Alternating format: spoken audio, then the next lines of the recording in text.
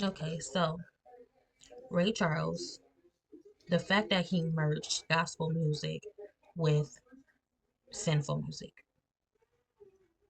I was listening to it and I just didn't hear the sin music in it.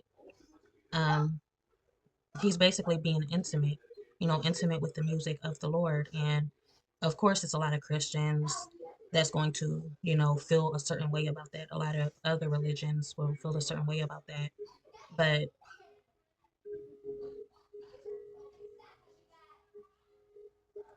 I kind of agree because when you serving the Lord can't go wrong. The Lord is not going to go wrong. He's doing the Lord's mission, and the Lord's mission is what? But to bring the sinners to Him. And even if it's in the house of the Lord knows who's who His children is, regardless. So, regardless if He's singing His music, maybe He's bringing out the sinners. God can be using Him to bring out the sinners of the house of the Lord, because God knows, your intention, regardless. So, I have to separate my children from the devil's children, and even the devil's children can be in the house of the Lord. Another thing I want to get at is intimacy. When it comes to God, God is saving you and preserving you for a certain task, a certain mission to build the kingdom of the Lord. So just think of it as, intimacy in the house of the Lord, but in a way of this is what you'll have if you continue to follow in my path. You will receive this. Once you're married, I'm building my covenant with you. So once you're married, it's going to be top notch, like superficial, um, unoriginal, and that's what, God is doing. So when Ray said, find me another Christian, another woman, woman of God that has less of that attitude, less of um those boundaries, when it comes to spirituality. Um, a woman with the Holy Spirit that can sing for me and, just put out God's word, put out God's energy, not more so God's energy, God's word through the gospel, but as well as God's word. God's energy, given that the environment, God's energy, singing that passion out of you, and filling the room and the air with God's energy. You get what I'm saying? So, yeah, it's just like I see it in that way, in that perspective. I do feel a certain way about you know, if you would had not known, if you would had not known, would it have been saying? She had no idea what Ray was doing until she went and got his razor kit, his beard kit. She would have not known what he was doing. Everything was just like, oh, fine and dandy. Like she didn't know. But as soon as she knew, as soon as she went snooping and found out what he was doing, everything changed. It would you had not if you would have went on and got that razor kit without unzipping it and just gave it to him, would it have been the same? Would it have been the same? He changed right after that. He lost hope in the relationship. He lost hope in the marriage because from that point forward, he knew she had no belief in him anymore. Believing in your man is one thing. A man has to have that belief from you. That's what's holding him. But if you give up on him, he gives up on you. Ray spent no time giving up on this woman. She's loyal, she's committed, she's in love with him. Why did he step out so soon? He felt that emptiness. He felt that sense of void when she basically turned the other cheek towards him when it came to what he was doing. Um, so yeah, yeah, it's a deep movie. It's a deep movie. Gotta read in between the lines because when we was in school and stuff, when we was watching and stuff, we was reading on the lines. We didn't read really in between the lines. Um, so yeah, I'm about to get back to it. I will talk to y'all next time. Bye. Okay, so this is a morning stretches that I came up with. Uh, my little morning routine for stretching and get your blood flowing. To get your blood flowing in the morning. So I would lay down and with my back arched, and I would just lift my legs, um, so that lift them to where my legs aren't touching the ground, and I would just continue to do this repeatedly because it's already force on the ground. Gravity is a weight of its own. So it's just like the more you work with it, the more um, you just learn how to rejuvenate or re-energize your body. So this seems like it's not doing nothing at all, but I'm telling you, it's the little things that matter. If you just sit here and do this for a few times, about 10, 20 times, 10 sets, 20 sets, it will get your blood flowing and you will feel energized. Because again, I'm not a coffee drinker, so I have to have alternatives to help me get up in the morning. And this is one of the things that I do. The next thing that I do is I would get up slowly and I would do like a yoga pose in a way. And I would just arch my back. I'll arch my back and I would just continue to bend my back and bring my arms closer to my hips. And I would sit there. I would be in this stance for about 5 minutes, 3 minutes to 5 minutes. And then I would go in and I would arch my back in the opposite direction. So I would just curve my spine upward and head towards the ground, head going towards my knees, and I would just stretch my spine that way as well. Then I would just do like some movements.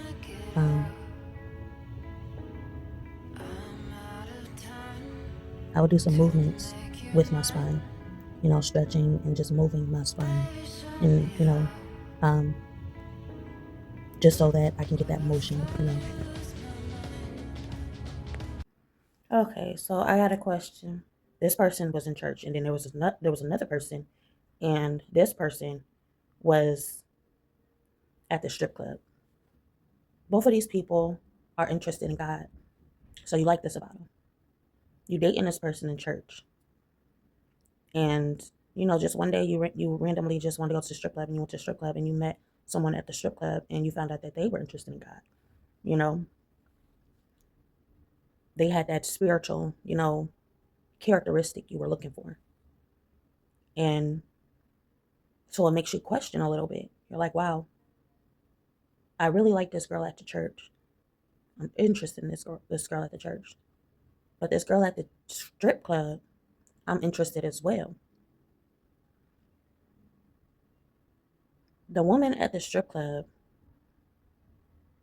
has just as much knowledge and wisdom as the woman at church. Just as much. But she's, in a certain situation. Or maybe she's not. That's just what she chooses to do. Because he was talking about dating. He was like, we shouldn't go to church just for dating. If you have that intention of going to church, if you have that intention of going to church just to date, then you shouldn't be in church at all. I just don't feel like that's right. And I'm like, no, that's not right. It's not right. You have to have God and you have to have some type of interest in God. You have to do it for yourself first. Do it for yourself first. And then,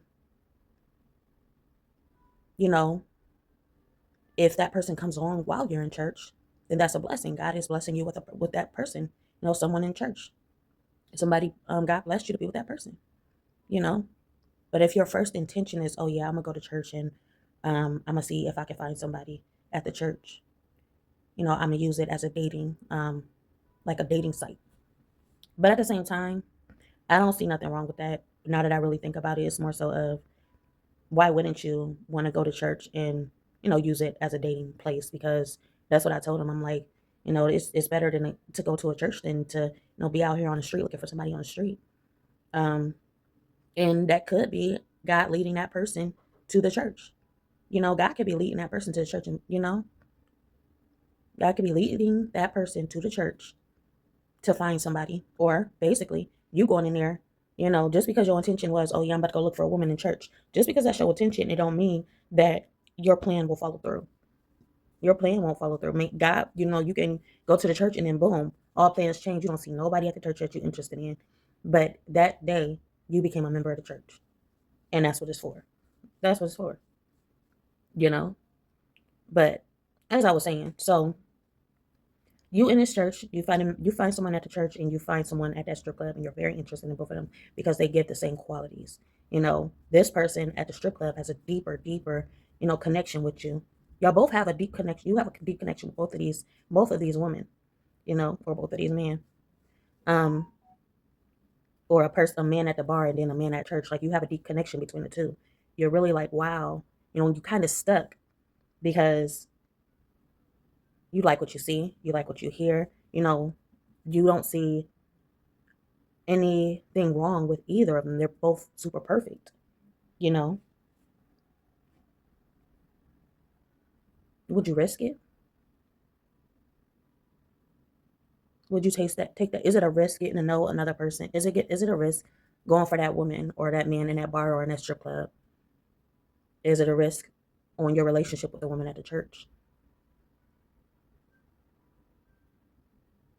Because when you're in church, you have certain standards, you know. But then the woman or the man at the bar, they got those same standards, but they're not going to church. So I'm like, what would you do? And he was like, well, it all comes down to um, reciprocation. You have to show me that you're just as interested in me as I am in you. You have to call me back, keep calling me back, or giving that same energy, giving that same time. You know, I'm reaching out to you. You got to reach back out to me. You know, I was like, that's something like you really. I mean, if it comes down to it, I guess if it's that deep, then it just makes it a little bit easier. You know, for you to decide if that woman is interested. But at the same time, that person, the one that's reaching out to you, like you're reaching out to them, it just makes the other person seem as though they're not interested in you, but they could be just as interested in you, but they have a little bit more on their plate than the other person.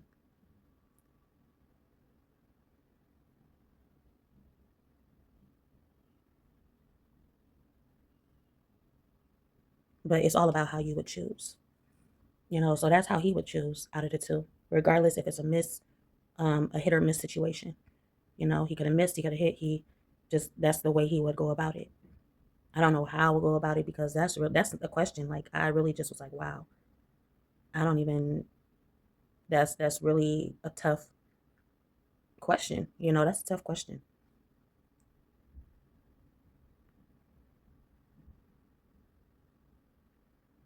And there's no right or wrong answer. So I guess what I would do is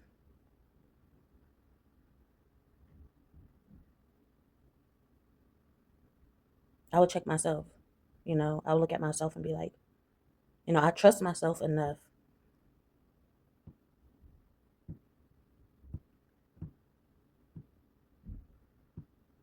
I would have to take them both. I'm just like, okay, hold on.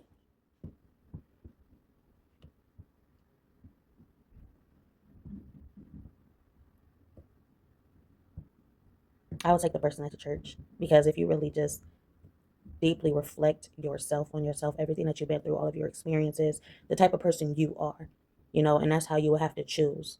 You have to nitpick at yourself and say, I'm used to this. I've had this. I know what this experience is about. And I know what I want. I know what I need. I know what used to be. I know what I can be going forward. And if this is a reflection, you just reflect on yourself and you just choose between the two. And I would go for the person in the church. I would go for the person in the church, Who is that person that you can be? Who is that person that you already know? And who is that person that you kind of just want that door closed on completely? On yourself, regardless, on yourself. So it's just like on yourself. Where in your life do you want to close that door on yourself and see life in a different perspective? I would go for the person in church. So yeah, that's a question today. It just depends on what you want to see out the situation, what you want to give to the situation, what you want to put on the table, and what you want that person to put on the table, bring to the table, So yeah. With that being said, y'all, like, subscribe, be notified, share, turn free will, show you care, and I'll talk to you next time. You ever sit around wondering what has gotten into me? Because I've been putting off his bedroom for a long time. It's like usually I have no problem getting up and getting his room done. But lately, it's just like I'm looking at it, I'm seeing it, and I'm walking right out that room. So it's just like, what? And I'm just thinking to myself, what has gotten into me? So finally got my butt up, straighten, I'm cleaning up his room, and it doesn't even seem hard. That's what I'm saying. You put off the easy stuff first, because I just knew cleaning my son's room is not hard at all. It can be a little bit stressful because he's so detail oriented. I have to put stuff in certain places. It has to be organized. When difference between my son and other kids, you can just throw their stuff anywhere, just throw them in a toy bin, this and that and the third. With my son, you can't just do that. He is very detail oriented when it comes to cleaning his room. So that's most likely why I've been putting it out off for so long, because I know how my son loves his room. I know how my son likes his room. So it's just like, dang, I already know this is, it seems obviously, just clean up his room, get it done. It seems common, something, an easy task, but it's not. It's easy. It's more so my son's room. Cleaning my son's room is like therapy for me, because I can just, straighten it up, not only straighten it up, clean it up, and really put stuff to where it needs to go. I can be very organized in his room. And that's what I do like about cleaning his room, because it's like cleaning out my thoughts, getting some type of clarity, because I know how he likes his room. When it comes to autistic kids, you cannot just get away with going in that room and cleaning it up, straightening it up. It has to be clean on top of organized, so that's how my son is. And yeah, it's just not an easy hitting apart. You have to be very detail oriented. You have to be that type of mother, so, and that's how I am. um so yeah, this is me cleaning his room. We're gonna get into it, and we are going to get this done. Finally, his room has been like this for a while. On top of that, I do get my niece every Friday, so whenever I get my niece, they are definitely, in this room. They're tearing up the place. They're, playing. But I'm pretty my son as well as my niece is very cleanly type kids. So they don't want to just go in a messy room, and play with stuff, because it's messy. It's too much going on in there. So yeah, I'm doing this for my kid, my my son, but as well as my niece, because they just, they like playing, and in order to play when it's kids, it seems obviously, they're gonna make a mess anyway. No, it's not like that. The are the kids in my family, they're not like any other kids. They're very different. So they like a clean place to make a mess. If you know what I mean. But yeah, so he has, if he gets any more hats, I'm not the type of person that like hats laying around all over the place. So I'm gonna go ahead and, put his hats up, and, I'm just throwing in the nail and hanging that hat on the wall. Just in case I get any more. This is just in case, and even if I don't, that hat is going to still be right there. That is his St. Patrick's hat. He got, that was a costume, and he got that from school. So I just hung on to that. He wear that every St. Patrick's Day. He got little St. Patrick's beads to go with that as well. So yeah. So I got all his cars right here.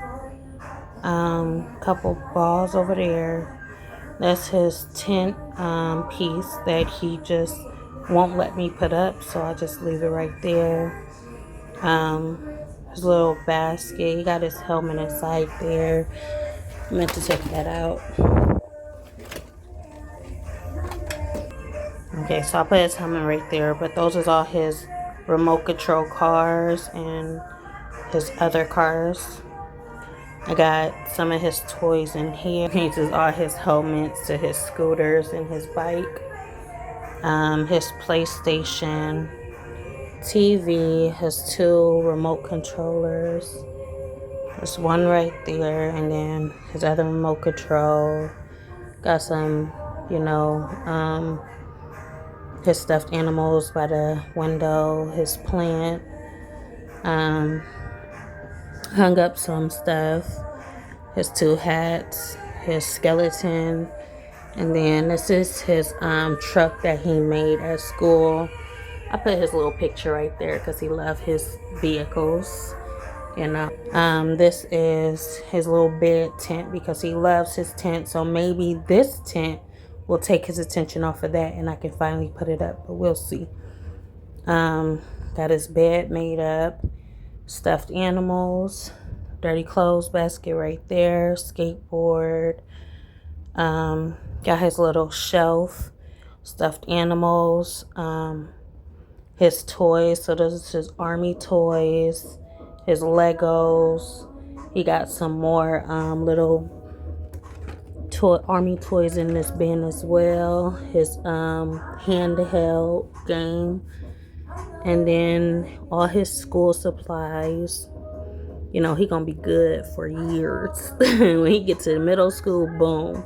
You know, I ain't gotta really shop for school supplies at all, thanks to his dad. And then this is his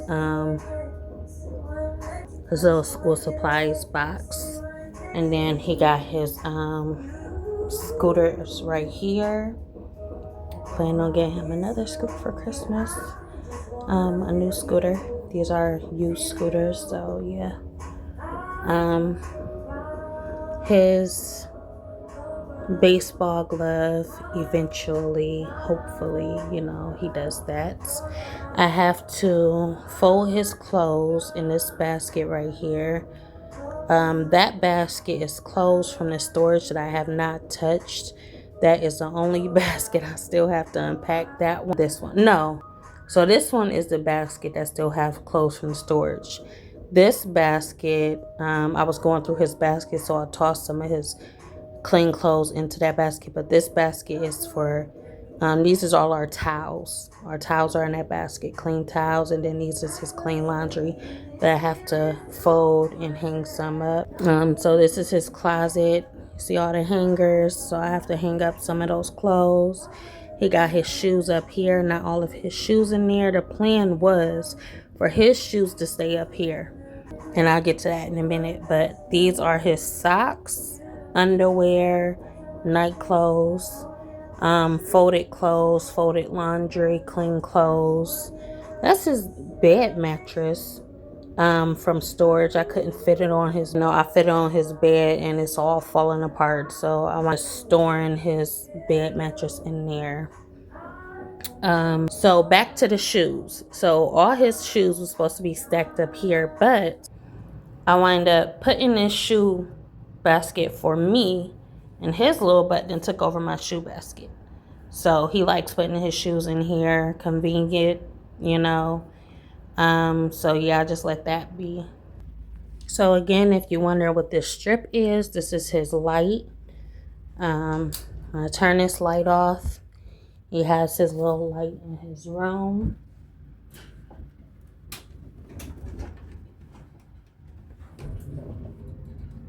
Well, I actually can't find his remote, but yeah, this is his light, and then it has different features and stuff. So yeah, I am all done with his room. Now I just gotta fold his clothes, and that'll be it. I did get so convenient. I got this from Five Below, and that's how I got all of his TV, his game. You know, sometimes he come and plug in his charger, but it has this.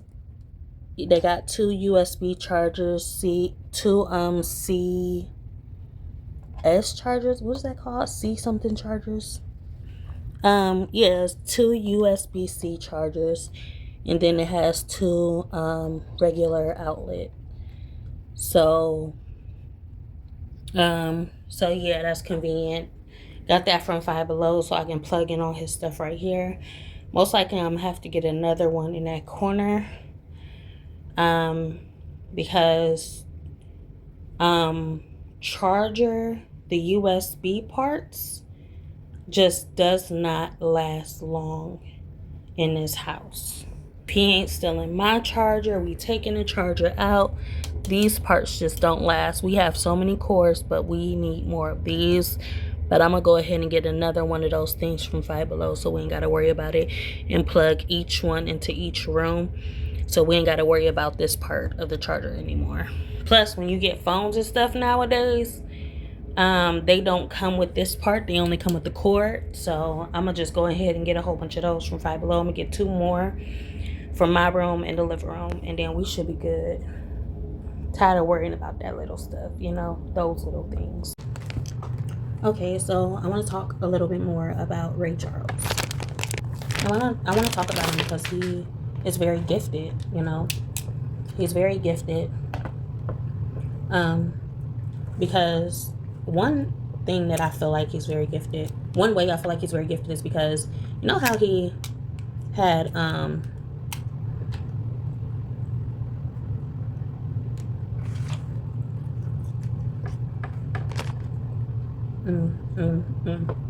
okay, so he had two women. His main woman, the one that put him on to his relationship and love.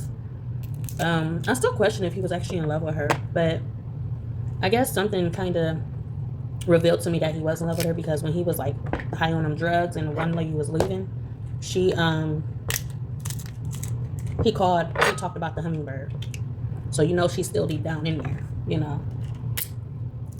So she felt some type of way because, he called out experience with that woman. But the one woman definitely loved him. She was in love with him. The one that was having a baby. He wanted her to get rid of it.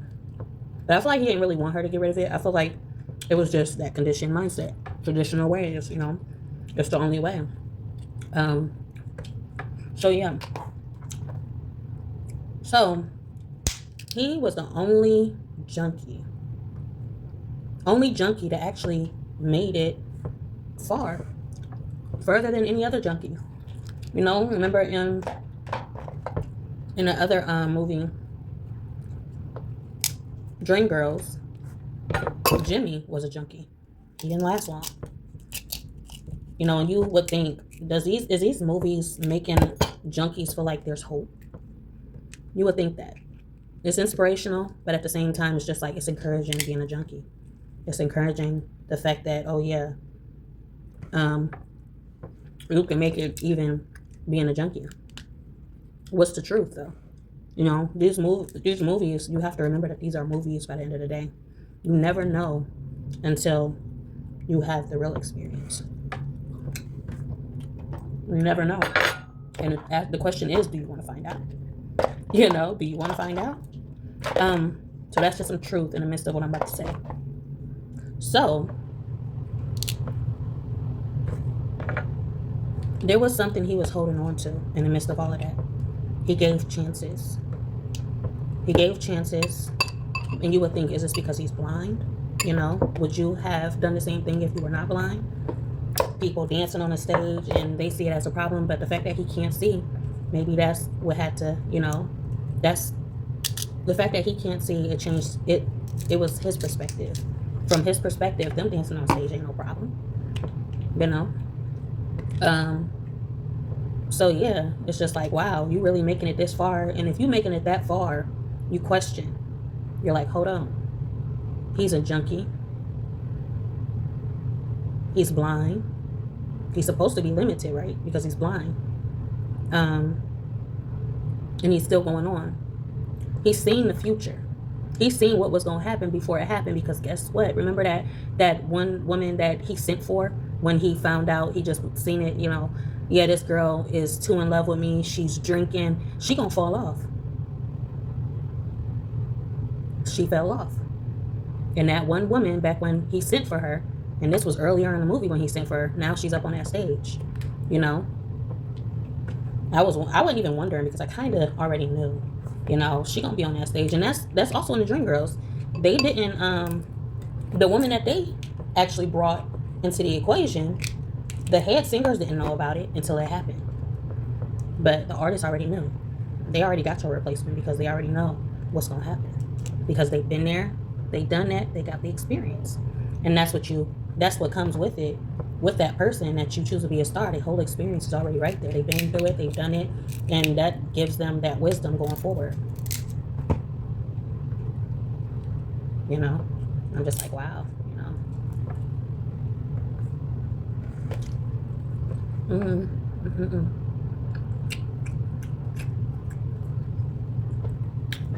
I was so upset. I'd be so upset because these crabs be so good. It's just like, you only get so much meat.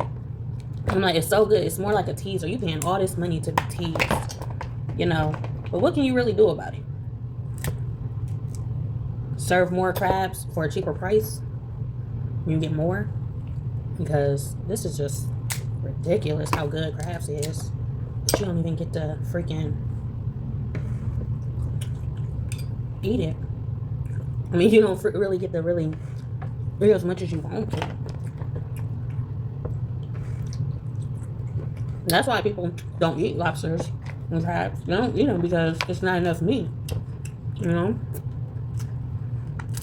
It's good, but who really just wants to be teased? I want what I want. And if I can't have enough, or I can't have a lot, then I ain't about to waste my time with you. Is it wasting your time though? It's a question.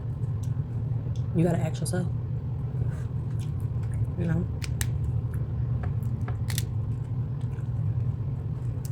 If you want to talk about anxiety, I get anxiety just going through these crabs.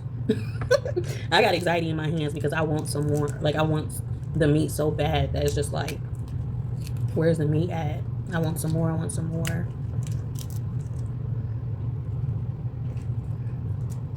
There's this guy that had like a pet lobster.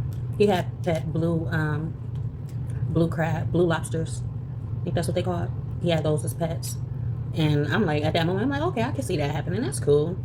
You know, having a lobster, you know, taking a food. Like, he actually got this, like, getting your pet from a grocery store.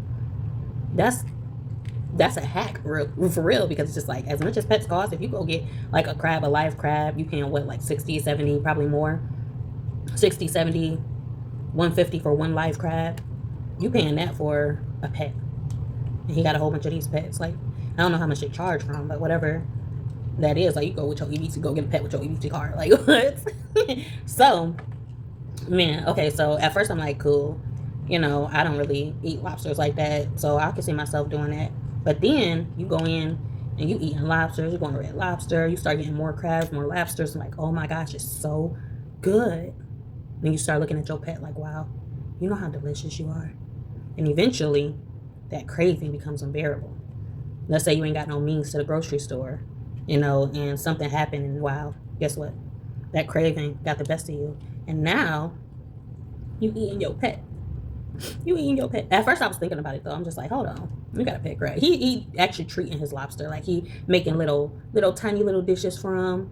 He making some little, like, restaurant food for the crab, like, serving him so well. I'm like, you only get him fast so you can eat him up, you know.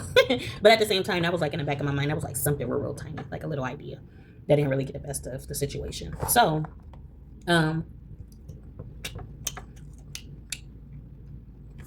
well, yeah, it just made me brainstorm about how it made me brainstorm to back in the day, or now, you know, how we feed our food. I mean, we feed our pets and stuff. Well, not really pets. Like, on a farm, they feed the pigs and stuff, only so that they can eat them. They fatten them up not for them, but so they can eat them. And it's like, you sitting there like that pig or that crab or something. Like, oh yeah, my owner treating me so good. I'm eating good. I love this. I want to live here forever. I want to be here forever for the rest of my life. I eat better than I was in the ocean. And then you find yourself being ate. Like, dang, I thought you really loved me. It wasn't like that, you know. It's deceiving. This world is very deceiving. I ain't got no more lobsters. We got an egg though. I need to warm this up again.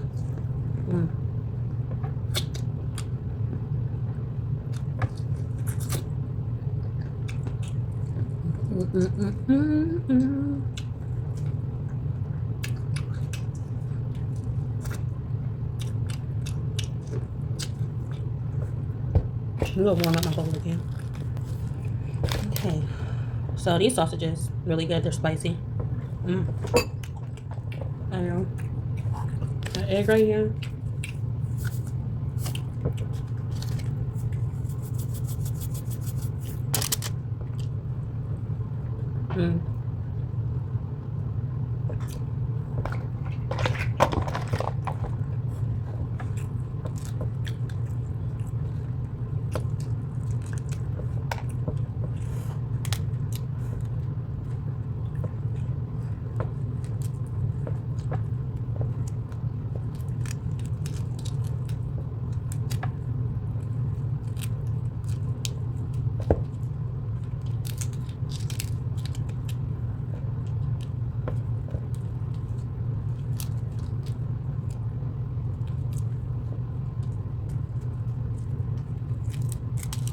don't even know what part is this. Is this the stomach? This, yeah, I think this is the stomach of the crab.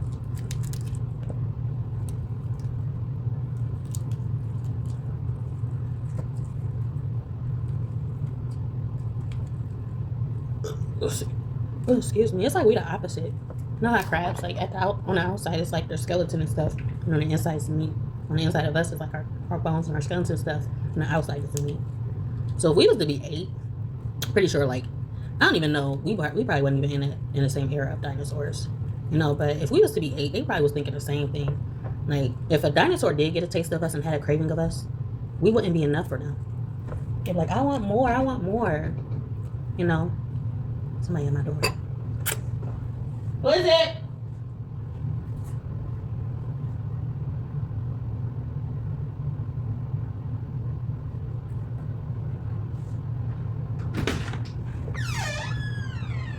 So, for this pack, trying to reach you guys?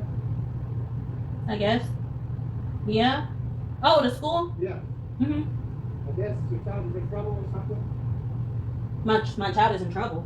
Mm-hmm. So call the school? I can't hear you. I said, so call the school? Yeah. All right, thank you. I call my son's school. Guess he's in trouble. So I didn't get a chance to update my phone number. So they came knocking on my door telling me that he wasn't feeling well. And I told them that this is why I have all of them absences, because when I usually give him time to, you know, really digest everything from school. So like there was, he's in a school full of average kids, you know, so he needs time to really process everything that's going on with that school. And he only has I think only one other autistic kid there, and it could be very overwhelming. So I did tell him that, and I went up there, talked to the program teacher and everything, but when it came down to talking to him, they said he was too busy, so I didn't really get that to him. But I did just talk to him today, and he said he will get, like, there's another lady that assists with absences and stuff. Like, if he needs days off, then she'll be able to give him that. But yeah, it's just like, I tried to, you know, do what they wanted me to do, because I recently got a letter in the mail about his absences and them having to enforce children's services. So I've been trying to, you know, get him to school, and I told him this is what happens when you're trying to, you know, kind of manipulate the situation, you know. But I care about my son enough to where I give him time to rest. And that's the thing. They don't understand this about autistic kids. They don't understand autism. So a lot of my actions, they're not understanding. But this is what it comes down to. You know, my son needs rest. And I have to be the one to give that to him, regardless of what y'all expect all the students should be. You know, they don't expect any student to get treated any differently, and that's how it is with Akron Public Schools. They don't believe in any student being treated differently, and that's not the case when it comes to my son, because my son is living proof that, you know, you can't treat them all the same when they have certain ways. You know, they have their own ways. So yeah, he's on his way home now. They're getting transportation. They couldn't reach me. I thought they had my number, but turns out they didn't get the updated number. So he came, and he actually knocked on my door telling me, you know, they're trying to reach you. And I never had that done before. I didn't even know they did that. You know, if they can't reach you, they send somebody out here.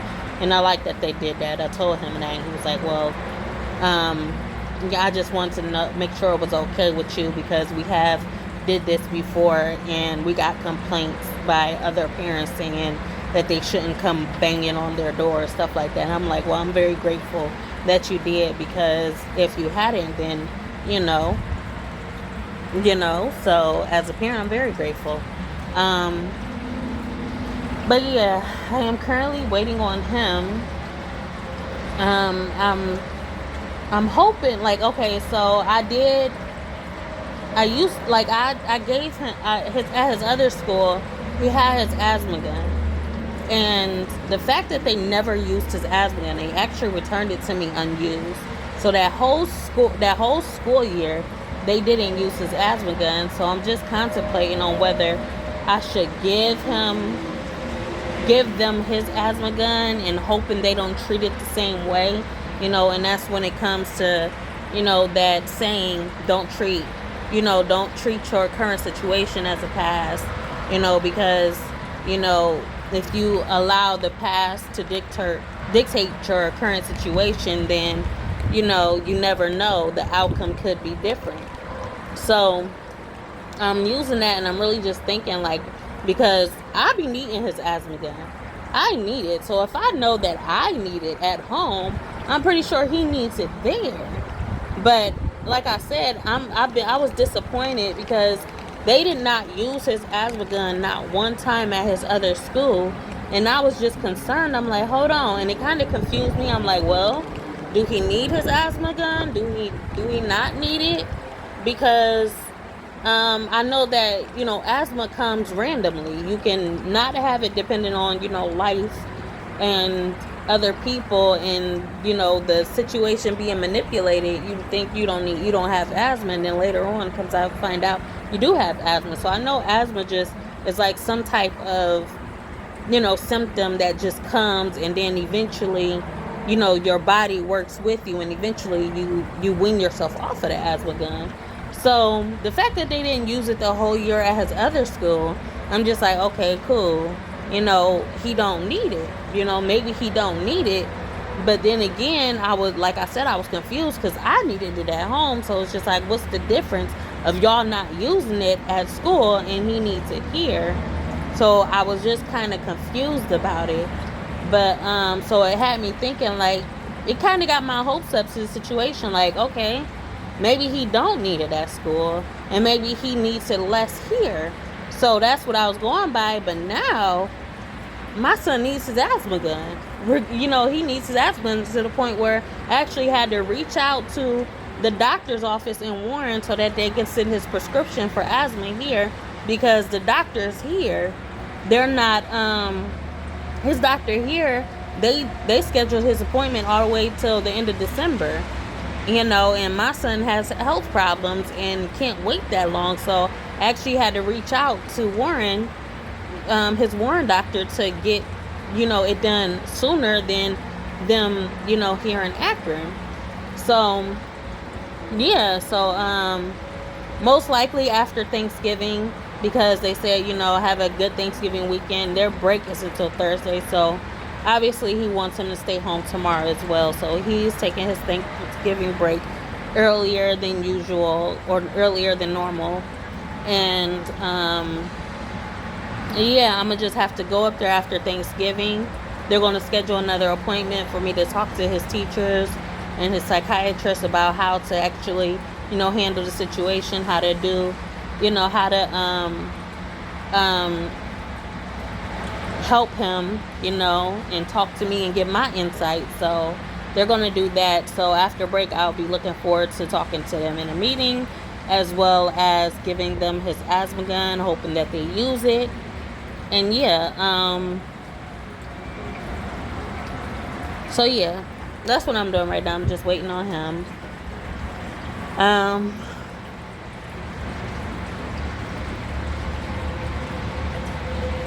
had something else to say, but it's not coming back to my mind.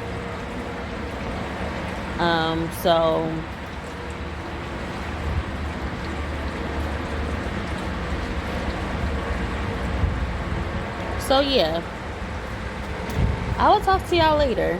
And that's what's going on right now. Like, comment, subscribe, be notified. Share at your own free will to show you care. And I will see y'all next time. Bye.